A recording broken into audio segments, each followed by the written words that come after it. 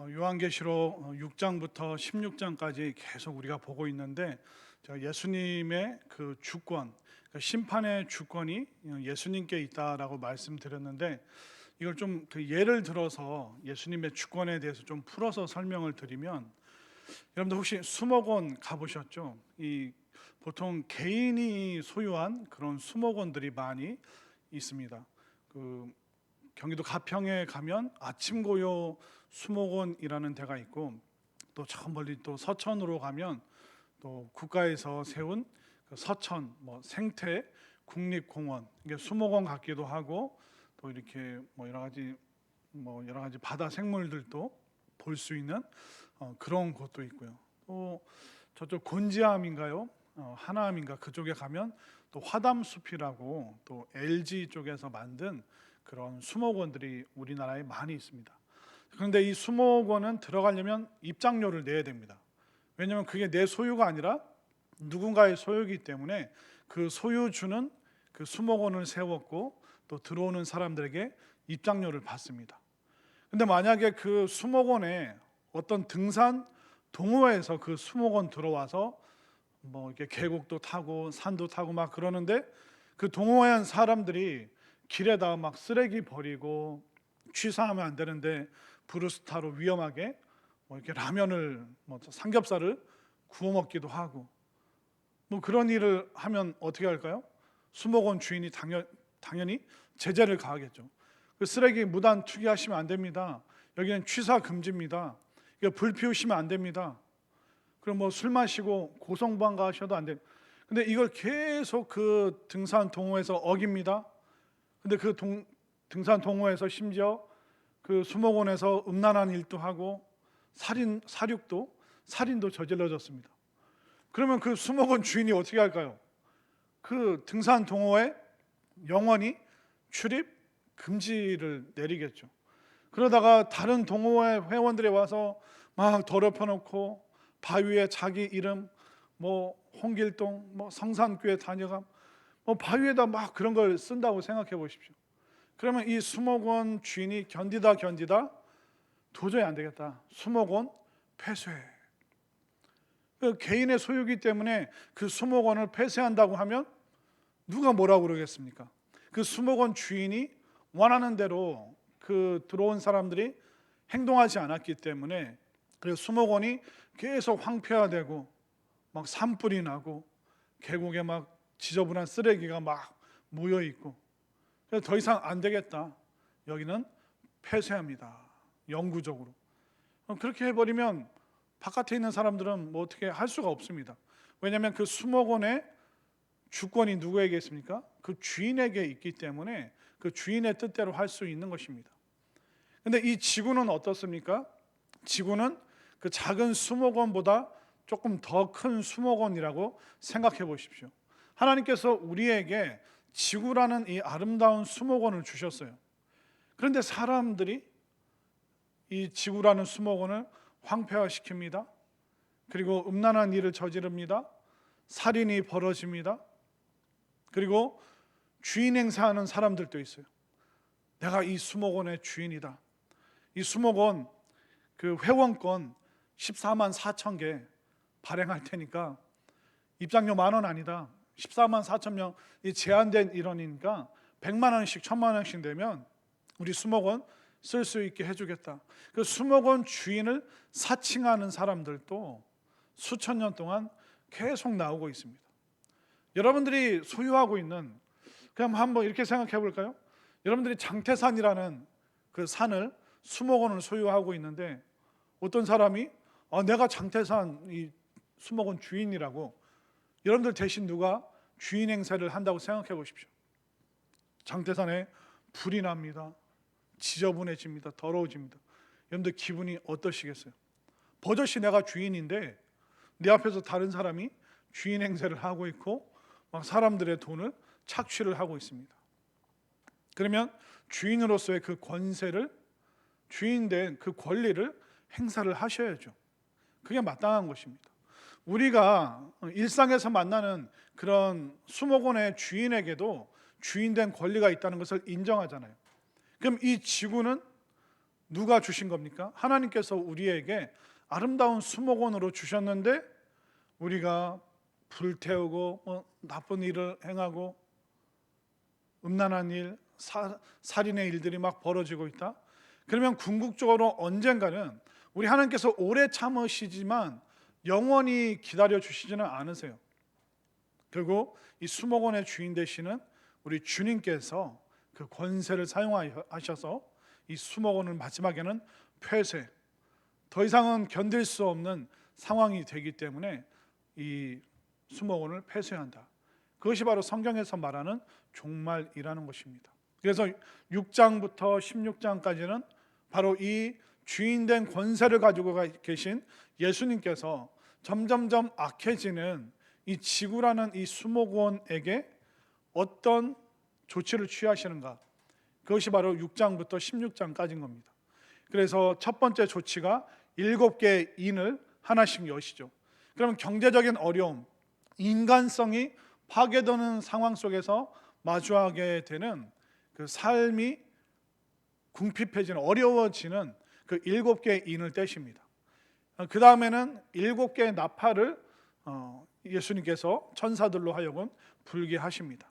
그래서 첫 번째부터 네 번째 나팔이 불려질 때는 환경의 파괴, 우리가 살 수 있는 살아가는 이 강과 바다와 땅과 이 모든 것이 다 피로 오염되는 것을 나팔 첫 번째부터 네 번째 나팔이 보여주고 있고, 오늘 다섯 번째, 여섯 번째 나팔이 불리는데 점점점 이 수목원이 악화가 됩니다. 어떻게 악화되냐면 환경 파괴에서 이제는 지옥 같은 세상이 열리게 됩니다. 그래서 7개의 인, 7개의 나팔, 그리고 7개의 금대접, 점점점 갈수록 어떻게 되냐면 심각해집니다. 우리가 살아갈 수 없는, 마치 죽을 것 같은 그 상황이 이 지구라는 수목원 안에서 벌어지고 있는 것을 우리가 눈으로 보게 되는 것이죠. 그래서 오늘 먼저 다섯 번째 나팔 재앙이 내려오는데 지옥 같은 상황이 펼쳐집니다. 자, 1절 말씀 다 함께 읽겠습니다. 시작. 다섯째 천사가 나팔을 불매 내가 보니 하늘에서 땅에 떨어진 별 하나가 있는데 그가 무저갱의 열쇠를 받았더라. 자, 여기 무저갱이 뭐냐면 밑이 끝이 보이지 않는, 밑바닥이 안 보이는 구덩이입니다. 이게 탁 내려다보면 바람은 부는데 그 영화나 그런 거 보면 막 어둡고 막 바람 소리는 들리는데 밑바닥이 안 보입니다. 그것이 바로 무저갱이라고 하는데, 성경에서 구약과 신약에서 이 무저갱은 악한 영들을 가두어 두는 감옥이라고 말을 합니다. 누가복음 8장에 보면 거라사 광인이 나옵니다. 무덤에서 막 이렇게 쇠사슬을 끊고 소리 지르고 했던 그 사람. 근데 그 사람에게서 군대 귀신이 떠나가는데 군대 귀신이 뭐라고 그러냐면, 주님, 우리를 무저갱으로 지금 보내지 마십시오. 그러니까 무저갱은 사탄과 귀신과 악한 영들을 위해서 준비된 지옥과 같은 그 구덩이라고 생각하시면 되는 겁니다. 그 감옥과 같은, 지옥과 같은, 지옥이죠. 그 문이, 무저갱의 문이 지금 열리려고 하는 것입니다. 우리가 살아가면 살아갈수록 지옥 같은 현실이 펼쳐지게 된다. 이 수목원에 그렇게 말하고 있는 겁니다. 자, 2절 말씀 보겠습니다. 그가 무저갱을 여니, 그 지옥문이 열리게 되는 겁니다. 그냥 얼마나 끔찍하고 무섭겠습니까? 그 구멍에서 큰 화덕에 연기 같은 연기가 올라오면 화산이 터지는 것 같은 것을, 그 어두운 화산이 터진다고 생각해 보십시오. 연기가 올라오면 해와 공기가 그 구멍의 연기로 말미암아 어두워지며, 무시무시한 상황이, 무저갱 밑바닥이 안 보이는 저 어두운 구덩이도 무서운데 거기서 지금 엄청난 연기가 막 피어오릅니다. 시커먼 연기. 여러분들 운전하고 어디 가다 보면 가끔 산이나 저 멀리 공장에서 시커먼 연기, 저기 불났다. 그거 한번 생각해 보십시오. 그냥 대한민국에 그냥 지나가는 길에 건물이, 또 아니면 산이 불타도 그게 얼마나 무시무시합니까? 그런데 이 전 세계적인 이런 무서운 상황이 도래한다고 생각해 보십시오. 저기서도 연기가 피어오르고 저기서도 연기가 피어오르고 점점점 하늘이 시커멓게 어두워지고 있는 그 상황들. 이게 뭘 말하고 있냐면 이 다섯 번째 나팔이 부러질 때 무시무시한 상황이 지옥과 같은 그 세상이 지금 열리게 될 것이다. 근데 그 지옥에서 튀어오르는 것이 있습니다. 자, 뭐가 튀어오를까요? 자, 3절 말씀 함께 읽겠습니다. 시작. 또 황충이 연기 가운데로부터 땅 위에 나오매 그들이 땅에 있는 전갈의 권세와 같은 권세를 받았더라. 예, 황충이 뭐냐면 알고 계시죠? 메뚜기입니다. 그 애굽에 내린 7번째 재앙이 황충, 이 메뚜기 재앙입니다. 여러분들도 다큐멘터리 보셨죠? 뭐 아프리카나 뭐 그런 데서 촤 하면서 막 하늘은 푸렇게 그 메뚜기 떼가 쫙 덮으면서 옥수수랑 뭐 밭에 있는 모든 것을 다 갉아먹고 싹 지나간 거기에는 동물의 뼈, 또 식물원 그 앙상한 뿌리를 드러내는 것을 보게 됩니다.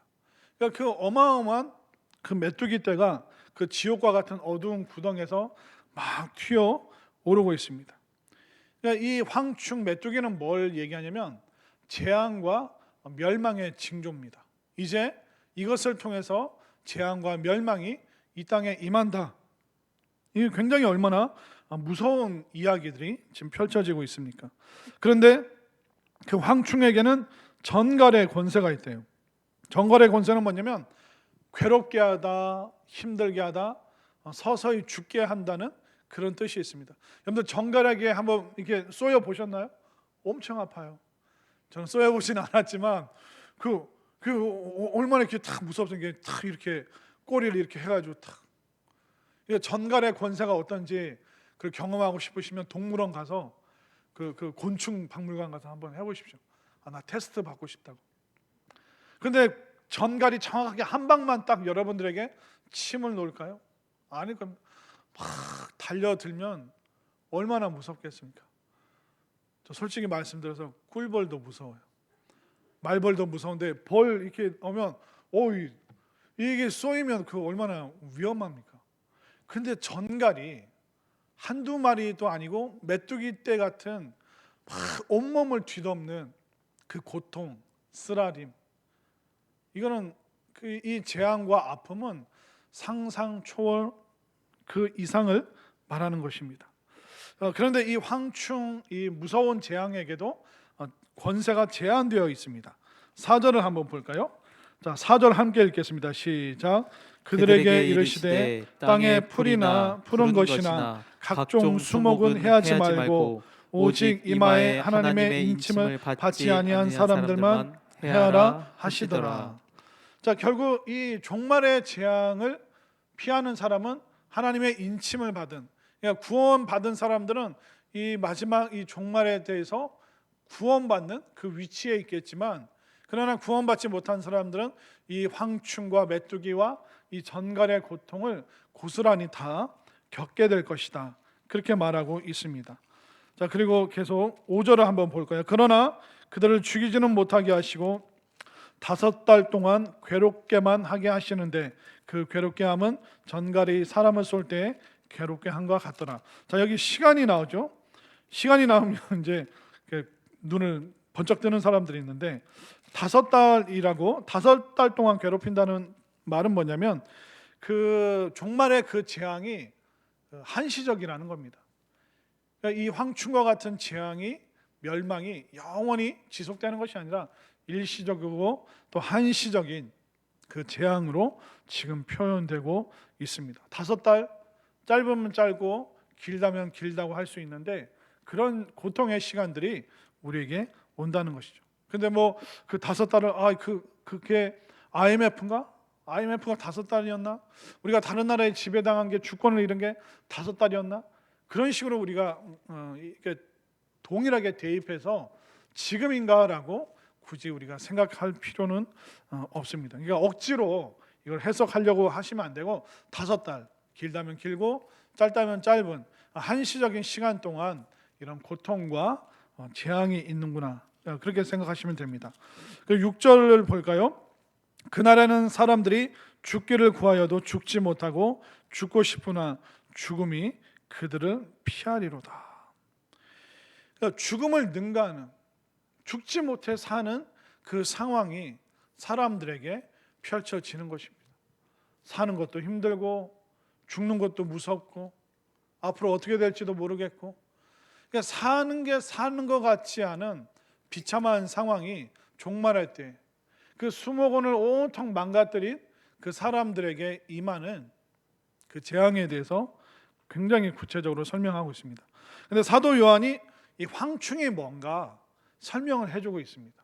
설명을 해주는데, 말씀드렸죠, 요한계시록은 지금 우리의 시선으로 보면 안 되고 이 요한계시록 서신을 받고 있는 사람의 시선으로 우선 1차적으로 그 당시의 문화로 우리가 먼저 해석을 해야 되고, 두 번째는 오늘날 그러면 우리가 어떻게 이해를 해야 되는가, 그렇게 두 가지를 생각해야 됩니다. 이걸 고지고대로 메뚜기 보일 때마다 짝대기 들고 여러분들 메뚜기 쫓아다시면 안 돼요. 이놈의 황충 다 잡아야겠다, 재앙이 내리지 않도록, 그렇게 1차원적으로 그 어린아이처럼 그렇게 해석을 하시면 안 됩니다. 이것은 위장된 언어이기 때문에 황충이 뭘 연상케 하는지 그 당시 사람들은 이거 받아보면, 이 요한계시록 보면 황충이 저 사람들을 얘기한다, 그걸 금방 이걸 받은 사람들은, 교인들은 다 알게 되는 겁니다. 자, 7절, 8절, 9절까지 7절을 제가 8절을 여러분들이 우리가 교독하겠습니다. 황충들의 모양은 전쟁을 위하여 준비한 말들 같고 그 머리에 금 같은 관 비슷한 것을 썼으며 그 얼굴은 사람의 얼굴 같고 또 여자의 머리털 같은 머리털이 있고 그 이빨은 사자의 이빨 같으며 함께 읽겠습니다. 또 또 철 호신경 같은 호신경이 있고 그 날개들의 소리는 병거와 많은 말들이 전쟁터로 달려 들어가는 소리 같으며. 자, 이걸 그림으로 생각하면 진짜 괴상망측합니다. 한번 7절을 보십시오. 그 황충, 그 메뚜기가 말처럼 생겼습니다. 메뚜기가 말처럼 생겼어요. 근데 그 말 머리에 금관 같은 것을 썼습니다. 얼굴은 사람의 얼굴과 같대요. 메뚜기가 말처럼 생겼는데 금관도 쓰고 얼굴은 사람의 얼굴을 하고 있습니다. 이게 얼마나 기괴합니까? 8절. 또 여자의 머리털 같은 머리털이 있고 그 이빨은 사자의 이빨 같고, 또 철 호신경. 호신경은 그 심장을 보호하는 철판. 그 갑옷을 다 못 쓰니까 심장만 가죽으로 덧댄 그런 것들을 과거에 썼습니다. 그 날개 소리도 들리고 그 날개 소리가 많은 말들이 전쟁터로 달리는 것 같고. 그러니까 여러분들 뮤지컬을 연상하시면 됩니다. 뮤지컬 분장한 사람들 보셨어요? 굉장히 현란하고 과장되게 막 그렇게 표현이 됩니다. 또 여러분들 꿈에 막 식은땀 흘리면서 막 이리저리 막 왔다 갔다 하는 그 상황을 생각해 보십시오. 여러분들 꿈에 꾼 거를 여러분들이 말로 설명해 보십시오. 그럼 되게 이상해요. 기괴하고, 그러니까 현실감이 별로 없는 것처럼 느껴질 수도 있습니다. 그런데 이 사도 요한이 이 황충이 이 메뚜기 떼가 뭔가 설명을 쭉 했는데 결국 결론적으로 뭘 얘기하냐면 로마 군인들을 연상케 하는 겁니다. 그러니까 로마 군인들이 그 모습 그대로 다 설명되어 있습니다. 자, 7절 중간에 보면 그 머리에 금 같은 관 비슷한 것을 썼으며, 여러분들 로마인들의 그 투구 아시죠? 머리에 그 머리 투구에 또 뭐가 있습니까? 막 이게 북실북실한 털 같은 게 있잖아요. 그러니까 8절에 또 그 여자의 머리털 같은 것이 있고, 그러니까 그 투구 위에 북실북실한 머리털이 있고, 또 그 로마인들은 막 악을 쓰며 소리를 지르면서 막 달려드니까 그 공격받는 사람들이 봤을 때 그 소리 지르는 그 로마 군인들의 그 입을 보면, 그 이빨을 보면 얼마나 무섭겠습니까? 또 로마 군인들은 9절에 나오는 그 철 호신경을 가슴에 차고 다녔습니다. 여기가 제일 위험하기 때문에 보호해야 되기 때문에. 그러니까 이 요한계시록을 받는 사람들은 이 황충이 이 뮤지컬에서 지금 로마 군인들이 지금 등장해서 온 유럽을, 또 믿음의 사람들을 그 재앙과 공포와 마치 메뚜기와 그 쓰라린 전갈처럼 우리가 달려들었던 그 모습을 다 익히 알고 있기 때문에, 여러분들 일본 순사 하면 어떻습니까? 우리가 본 적은 없지만 수염은 어떻게 됐습니까? 수염은 네모나고 그리고 옆에는 뭘 찼습니까? 그 외도, 일본 도를 차고 있고, 그 옷은 하얀색 옷입니까? 까만색 옷입니까? 까만 옷을 입고, 말은 안 타고 자전거 타고 다녔겠죠. 막 시커먼 막 구름이 막 몰려오는 것 같았다. 또 그들의 얼굴은 굉장히 밉살스럽게 코 밑에 까만 김을 붙이고 다니더라. 그러면 그 구한말 조선시대 때 그 편지를 받아본 사람들은 이 까만 구름이 코 밑에 김을 붙이고 다니더라. 그러면 누구라고 생각합니까? 일본 순사라고 대번에 알죠. 그러니까 황충, 그 군인들이 떼를 지어 다니고 가슴에 호신경을 붙이고, 또 그 장수들은 머리에 이렇게 막 부시부시한 색깔, 형형 색깔의 그런 털을 막 날리면서 칼을 들고 막 싸웠던, 공격했던 그 모습이 금방 연상되기 때문에, 그러니까 이걸 억지로 해석을 할 필요가 없어요. 그 당시 뮤지컬의 문화로 무엇을 알려주고 있는가? 바로 핍박하고 재앙과도 같은 그 로마 군인들에 대해서 지금 이야기를 하고 있는 것입니다. 이렇게 우리가 요한계시록 말씀을 쭉 살펴볼 필요가 있는 것이죠. 자, 그리고 그뿐만 아니라 또 10절 11절을 한번 볼까요? 자, 10절을 제가 11절을 여러분들이 읽겠습니다. 또 전갈과 같은 꼬리와 쏘는 살이 있어 그 꼬리에는 5달 동안 사람들을 해하는 권세가 있더라. 그들에게 왕이 있으니 무저갱의 사자라. 히브리어로는 그 이름이 아바돈이요 헬라어로는 그 이름이 아볼루니로더라. 한번 연상을 해보십시오. 10절. 전갈과 같은 꼬리와 쏘는 살, 그러니까 화살입니다. 그러니까 로마 군인들이 다 갖고 있는, 로마 군인들을 금방 연상케 하는 그 모습이죠. 근데 11절에는 뭐가 표현되어 있냐면 그들에게 왕이 있으니, 조직적이라는 거예요. 메뚜기 때 어떻게 왕이 있겠습니까? 그냥 본능 따라서 그냥 날아다니는 거죠. 근데 왕이 있다. 그것은 굉장히 조직력이 있는 그런 모습을 갖고 있는데, 금방 로마 군인들을 연상케 하는 그 표현들을 사실 요한계시록을 받아보는 초대교회 성도들은 누구나 알 수 있는 그 이야기를 하고 있습니다.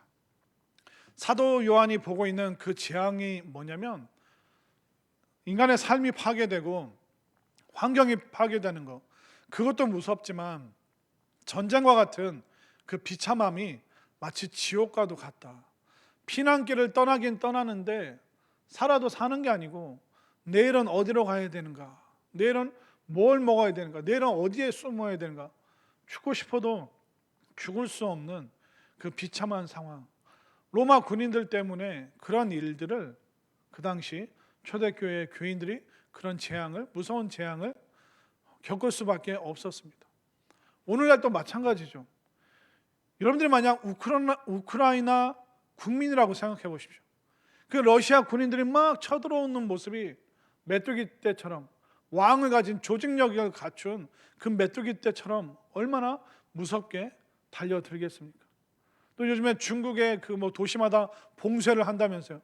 직장을 봉쇄하고 도시를 봉쇄하고, 얼마나 조직적으로 한 명의 왕이 그걸 시키니까 백성들을 막 때리고 막 억압하고 죽이고, 그런 일들이 지금 오늘날도 이 5번째 나팔 재앙과 똑같은 일들이 지금도 여전히 온 땅에서 일어나고 있습니다. 그렇기 때문에 요한계시록을 볼 때는 그때의 상황이지만 오늘날도 별 다를 바가 없다는 겁니다. 우리도 일제강점기를 겪었고, 또 전갈과 같은 쏘는 북한의 인민군들의 그런 잔인한 면모들을 우리가 다 기억을 합니다. 또 월남전 다녀오신 파병 갔다 오신 분들도 다 그 얘기하는 거예요. 인간성의 말살. 그 누구도 인간 같지 않은 그 삶을 전쟁터에서 인간의 모든 그 악함을 고스란히 다 체험하고 겪은 분들이 우리 아버지 세대 때 얼마나 많이 있습니까? 지옥과 같은 순간인 거죠. 내일 막사에서 눈을 뜰 수 있을까?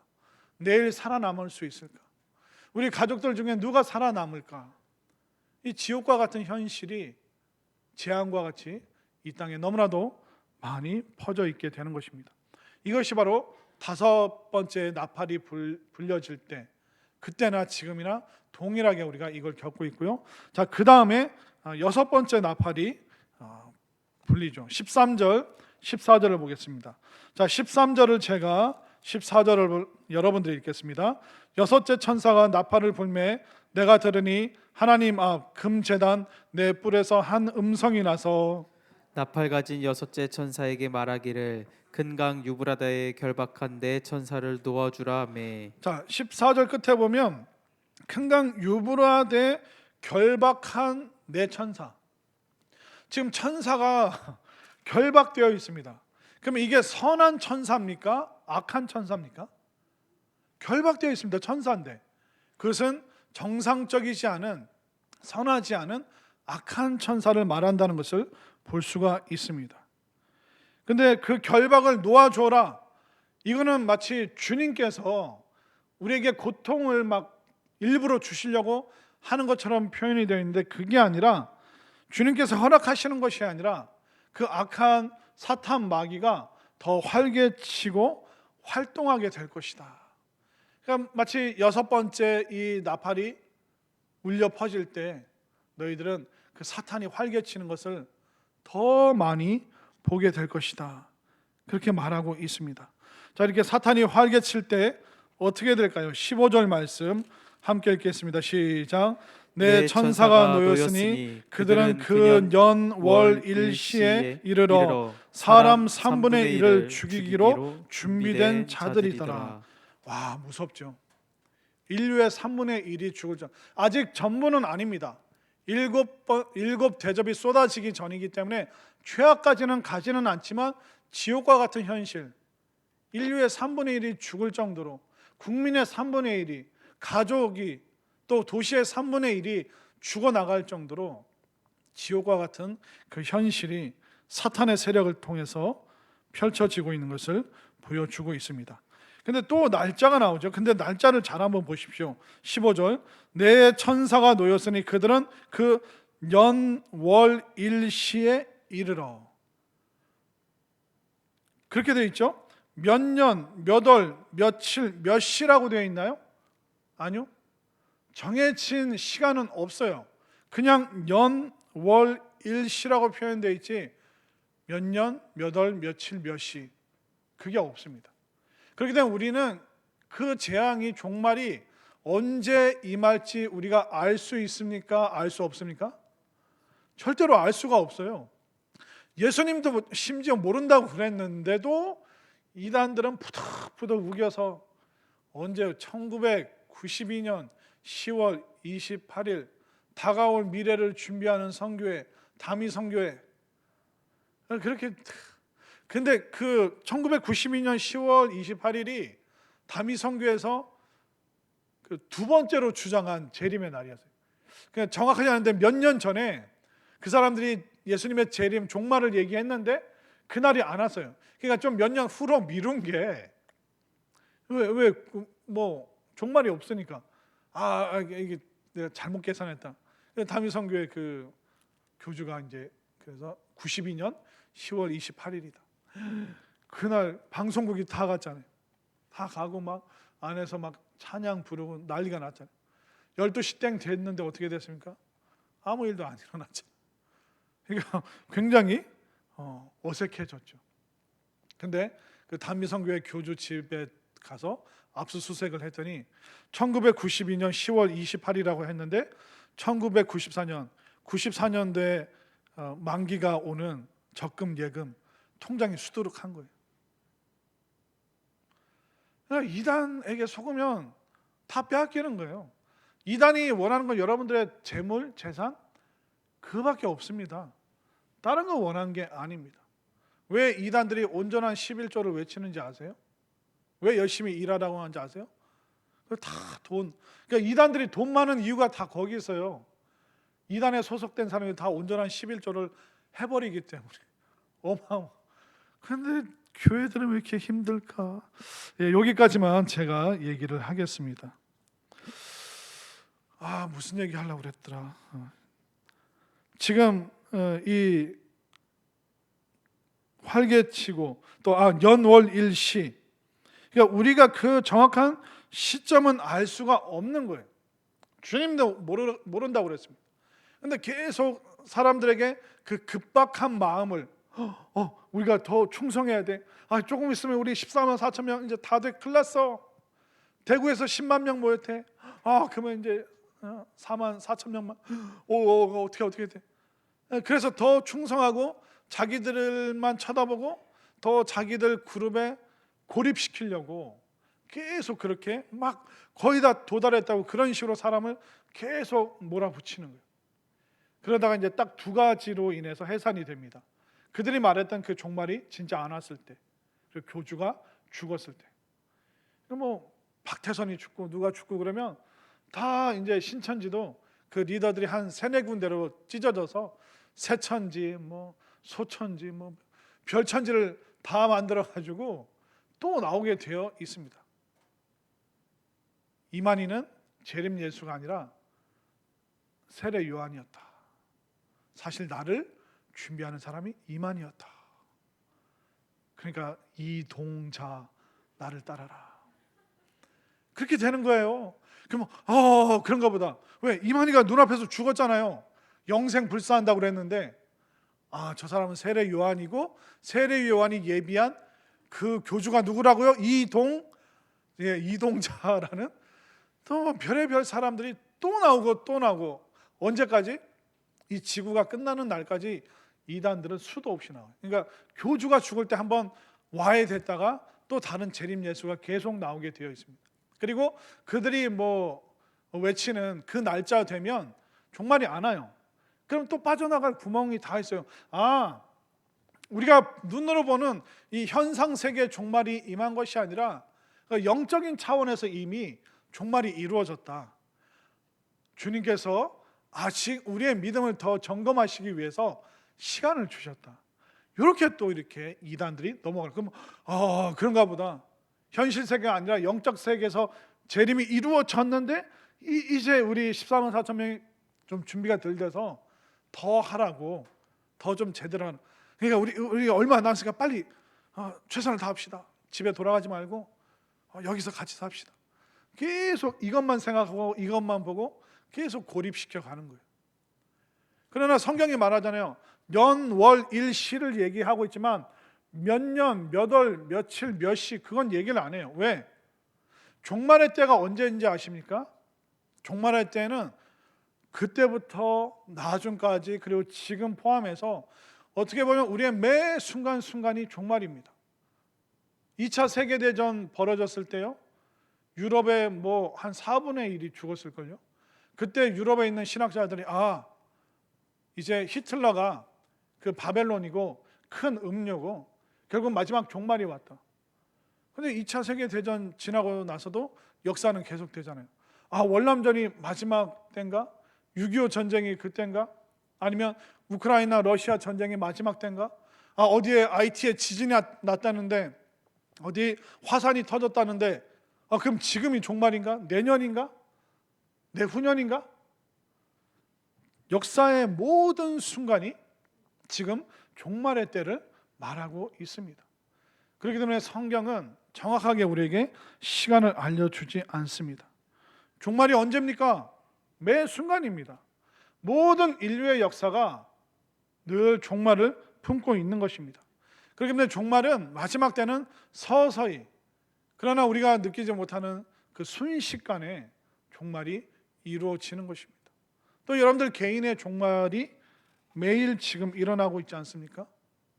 결국 전 지구적인 심판이 아니라 개인의 심판. 우리가 숨이 끊어지는 순간 천국과 지옥 앞에서 심판받게 되어 있습니다. 그런데 얼마나 오늘 한 날에도 얼마나 많이 사람이 돌아가셨습니까? 그럼 모든 이 지구상에 오늘 숨을 거두는 사람들이 그 심판대 앞에 그 개인의 종말을 매일매일 겪고 있는 거예요. 그렇기 때문에 종말은 나중이 아니라 어떻게 보면 인류의 모든 역사의 순간마다 매 시간마다 우리는 종말의 때를 지금 살아가고 있기 때문에 정말 온전한 믿음, 제대로 된 믿음, 우리가 언제 부름받을지 어떻게 알겠습니까? 그런데 게으르게 살고 엉뚱하게 살고 이상한 마음 품고 살고 있고 남의 눈에서 피눈물 흘리게 하면서 살아가고 있고, 그러면 어느 순간 확 우리 부르실 때 전혀 준비되지 않은 그 부끄러움, 벌거벗은 모습으로 그 앞에 선다면 얼마나 창피한 노릇입니까? 그렇기 때문에 우리는 종말은 내 자녀들 그 다음 세대가 아니라 매 순간이 지금 역사적인 종말을, 개인의 종말을 우리는 계속 지금 보고 있구나. 마치 지옥과도 같은 그 재앙과 그 심판의 때를 우리는 매 순간순간 온 세계 뉴스를 들으면서 우리는 종말의 시간을 살아가고 있구나. 그 시간이 언젠가가 아니라 지금 이 순간이다. 이게 마지막 때를 살아가면서 내가 정말 신실하게 살아야겠다. 그렇게 여러분들이 결단할 수 있게 되기를 바랍니다. 자, 계속 좀 볼까요? 자, 16절. 마병의 수는, 그러니까 로마 군인으로 표현할 수 있겠죠. 기병대입니다. 마병대의 수는 2만 만이니, 2만 만 앞에 숫자 1이 있죠. 1 맨 밑으로 가면 1이 또는 2억이니, 그러니까 2만 곱하기 만하면 2억. 그러니까 기병대 숫자가 2억이니 내가 그들의 수를 들어놓으라. 근데 2억이라는 군대 숫자는 이루어질 수 없습니다. 우리나라만 해도 그 60만 대군이라고 합니다. 지금 좀 줄어든데 우리나라만 해도 60만. 북한은 웬만하면 다 군이니까 100만 잡고, 그리고 중국이 한 150만, 러시아가 100만. 그러니까 그 전 세계에 있는 모든 군인을 합치면 약 700만 명 정도 된다고 합니다. 그러니까 2억이라는 숫자까지 가려면 도달할 수가 없습니다. 이 2억이라는 숫자는 진짜 2억 명의 군인이 싸운다, 그런 날은 없습니다. 그런데 이 말은 뭐냐면 굉장히 많은 재앙과 무서운 폭력을 지닌 수많은 사람들이 이제 나타나게 될 것이다. 너무나도 많은 사람들이 재앙처럼 모든 사람들을 힘들게 할 것이다. 그것을 표현하는 겁니다. 그러니까 그 2억이라는 숫자를 그냥 고지고대로 해석을 하면 엉뚱한 해석을 하게 되는 것이죠. 자, 17절 함께 읽겠습니다. 시작. 이 같은 환상 가운데 그 말들과 그 위에 탄 자들을 보니 불빛과 자주빛과 유황빛 호심경이 있고 또 말들의 머리는 사자 머리 같고 그 입에서는 불과 연기와 유황이 나오더라. 그러니까 우리가 이걸 그냥 뮤지컬로 보셔야 되는 거예요. 막 수많은 빛이 번쩍번쩍거리고 막 입에서 뭐가 나오고 여러 가지 음향 효과, 조명 효과가 막 벌어지는 거예요. 그렇기 때문에 이 요한계시록을 받는 사람들은 이게 로마 군인들 생각하면서 맞아, 그들이 이런 모습으로 우리에게 달려들었지, 이런 재앙과도 같이 그들이 우리에게 왔었지. 이제 성도들이 알게 되는 것입니다. 18절 말씀. 이 새 재앙 곧 자기들의 입에서 나오는 불과 연기와 유황으로 말미암아 사람 3분의 1이 죽임을 당하니라. 그 당시에는 그 기마병이 그런 무서운 재앙이었다면, 오늘날은 그 불과 연기와 유황, 그러니까 화약으로 만든 모든 무기, 총기류, 대포, 또 미사일, 그 전쟁과 같은 그 일들이 불과 연기와 유황으로 표현될 수가 있죠. 그래서 그런 수많은 전쟁으로 인해서 3분의 1이 죽임을 당한다. 살 수도 없고 죽을 수도 없고 지옥 같은 전쟁과 같은 그 현실들이 지금 펼쳐진다. 앞으로도 계속 그런 일이 생길 것이다. 그러면 이런 재앙 속에서, 이 무시무시한 현실 속에서, 고통 속에서 사람들이 어떻게 할까요? 너무 힘드니까 하나님을 찾을까요? 하나님 안 찾는다라고 사도 요한이 기록하고 있습니다. 자, 20절 함께 읽겠습니다. 시작. 이 재앙에 죽지 않고 남은 사람들은 손으로 행한 일을 회개하지 아니하고 오히려 여러 귀신과 또는 보거나 듣거나 다니거나 하지 못하는 금, 은, 동과 목석의 우상에게 절하고. 아니, 재앙이 있으면 어떻게 됩니까? 회개해야 되잖아요. 그런데 마지막 때가 돼도 사람들은 지옥과 같은 고통을 지나가면서도 회개하지 않는다고 성경은 말하고 있습니다. 우리가 어려울 때, 힘들 때 하나님 앞에 나와야 돼요. 그래서 사람들은 어떻게 합니까? 귀신을 숭배하고 우상을 숭배하고. 여러분들 할로윈 잘 아시죠? 한 5년, 10년 전부터 슬금슬금 애들 어린이집, 유치원 그런 데서 애들 귀여운 분장으로 하는데, 그 할로윈이 그 유럽이나 미국에 뭐 귀신을 섬기는 날이에요. 그러니까 오늘날 뭐 귀신이라는 존재를 뭐 현대인들이 어떻게 받아들일지 모르겠지만, 현대인들이 더, 아니 지금 핸드폰 가지고 막 검색을 하고 막 날씨를 뭐 위성으로 보고 있는 그런 사람들이 뭔 분장을 하고 다닙니까? 귀신 분장을 하고 다니는 거예요. 수많은 재앙이 있음에도 불구하고, 먹고 살기가 그렇게 힘듦에도 불구하고 귀신을 버타여 귀신을 짝하여 살아가고 있습니다. 왜냐하면 정상적인 거에서 재미를 못 느끼는 거예요. 그렇게 고통과 아픔이 있음에도 불구하고 정신을 안 차려요. 더 자극적인 거, 짜릿한 거. 그러니까 선한당에서 절하다가 그런 게 재미없으니까 서양의 것을 수입해다가 별의별 일들을, 근데 그런 일들은, 그런 세상 문화는 항상 음란한 것과 연관이 되어 있습니다. 마약과 정신 못 차리는 쪽으로 계속 연관이 될 수밖에 없습니다. 성경이 말합니다. 전쟁이 일어나고 기근이 있고 그렇게 못 살겠다고 하면서도 귀신을 섬기고 우상 숭배하는 일들, 이 우상 숭배하는 게 과거만 있었습니까? 요즘에 뭐 그 무당 점쟁이들이 유튜브도 하는 것 같더라고요. 온라인으로 뭐 사주 보내주면 당신의 뭐 돈 일정 금액 보내주면 당신의 사주를 보내주겠습니다. 세련되게. 그러니까 세련되게 우상 숭배하는 거예요. 세련되게 귀신을 섬기고 있고. 그러니까 인류의 그 모습은 조금도 발전하지 않습니다. 인간의 본성과 이 죄성은 그 끔찍한 모습 그대로 있습니다. 힘든데도 하나님을 안 찾는, 이 믿지 않는 이 불신의 세상, 이 귀신의 문화, 우상의 문화를 끊임없이 따라가고 있는 이 인간의 모습. 그러니까 2000년 전이나 지금이나 아담과 하와 때나 지금 때나 인간은 똑같다는 거예요. 그 죄성은 우리가 그걸 너무나도 현실 속에서 잘 보고 있는 것이죠. 그뿐만 아니라 21절, 또 그 살인과 복술과 음행과 도둑질을 회개하지 아니하더라. 재앙이 있는 이유가 뭡니까? 얼마 안 남았다.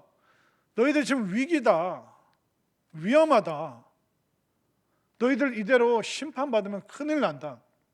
그렇기 때문에 지옥을 미리 보여주시는 거예요. 그 지옥, 영원한 지옥 속에 살아가는 것이 얼마나 끔찍한 것인가, 얼마나 고통스러운 것인가. 배고프고 굶주리고 목마르고 정갈과 같은 총칼에 찔리고, 그 수많은 일들을 지옥 가서도 너희들 겪을 거냐? 화산이 온몸에 쏟아지는 것 같은 불과 같은 고통을 너희들 견딜 수 있겠느냐? 그러니까 이 땅에서 그 겪었으면 어떻게 하라고요?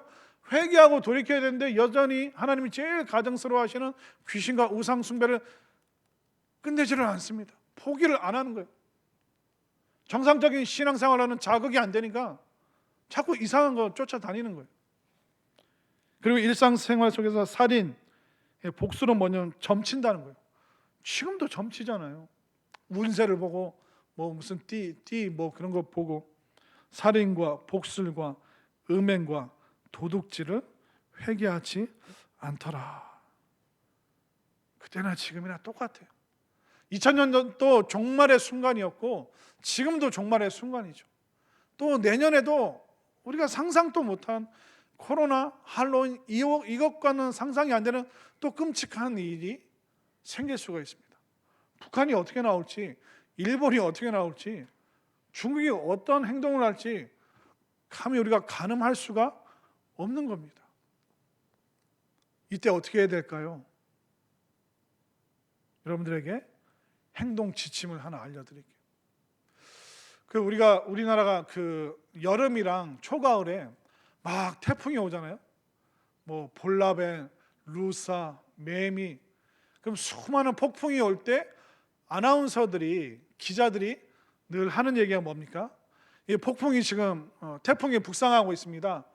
우리 국민 여러분들께서는 TV와 라디오를 잘 시청하고 또 경청하시면서 그 국가에서 또 나라에서 진행하는 대로 잘 따라 주시기를 바랍니다. 그러니까 우리가 태풍이 지날 때까지 어떻게 합니까? 깨어 있는 거예요. 지금 뉴스에서 또 라디오에서 지금 어디까지 왔다. 지금 동해안을 벗어나고 있다. 거의 다 끝났다. 우리가 태풍이 지나갈 때까지 TV와 라디오에 집중을 합니다. 지금 어떤 상황인가? 지금 문을 닫아야 되는가? 아니면 나가도 되는가? 계속 거기에 우리가 집중하잖아요. 그래서 예수님께서 말씀하셨어요. 마지막 때에 깨어 있으라. 그러니까 잠 안 자고 24시간 있으라는 게 아니라 지금 강단에서 어떤 메시지가 선포되고 있는가 귀 기울여서 들으라는 거예요. 지금 이 세상이 어디로 흘러가기 있기 때문에 우리가 무슨 기도를 해야 됩니다. 그 기도의 내용을, 기도의 제목을 귀를 기울이라는 거예요. 그러니까 깨어있는 건 그거예요. 엉뚱한 데서 깨어서 음란한 곳에서 깨어 일어나고 우상 숭배하고 귀신이 판치는 곳에서 깨어 일어나는 것이 아니라 주님 앞에서 우리의 잠든 영혼이, 잠든 양심이 깨어 일어나는 것, 그것이 바로 깨어있는 상태. 결국 우리가 말씀과 그 기도 거기에 집중하지 않고는 깨어있는 영혼이라고 할 수가 없습니다. 그렇기 때문에 우리가 예배 자리에 와야 되고 예배를 드려야 되고, 안 그러면 여러분들은 세상의 온갖 카더라 통신, 말도 안 되는 그 주파수에 여러분들이 얽매여서 막 정신없이 살잖아요. 그러니까 깨어있으라는 건 뭐냐면 예배, 말씀과 기도에 깨어있을 때 우리가 영적인 그 예민함으로 지금 진짜 마지막 때구나, 위험한 때구나, 우리가 더 기도해야 될 때고 전도와 선교의 일에 우리가 적극적으로 참여해야 될 때다. 깨어있는 사람만이, 영적으로 민감한 사람만이 그것을 알 수 있고 그 사람들만이 진짜 온전한 모습으로 천국으로 입성할 수 있음을 분명히 믿으시기를 바랍니다. 지금 우리가 말씀 들을 수 있다는 건 기회가 있다는 거예요. 회개할 수 있고 돌이킬 수 있고 구원받을 수 있고 새 사람 될 수 있고 성장할 수 있고, 지금 아직 하나님께서 기다려 주시기 때문에 우리 주님께서 그 무서운 심판을 내리시기 전에 깨어있는 우리가 먼저 기도하고 가족들을 품고 정말 애써서 눈물로 기도하고 또 일가 친척과 이웃과 이 나라와 민족과 열방을 품는 정말 이 놀라운 이 위대한 일에 우리가 부름받았기 때문에 작은 거 가지고 우리가 흔들리지 말고 정말 큰 마음 가지고 하나님 나라 천국 생각하면서 늘 깨어있는 우리 모두가 될 수 있기를 간절히 소망합니다.